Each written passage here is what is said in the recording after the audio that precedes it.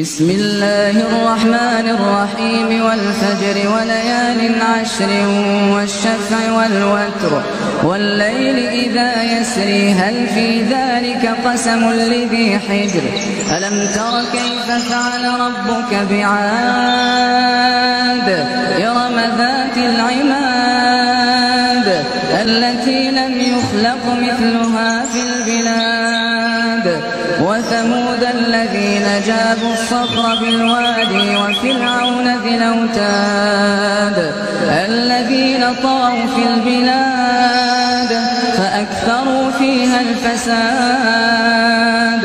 فصب عليهم ربك سوط عذاب إن ربك لبالمرصاد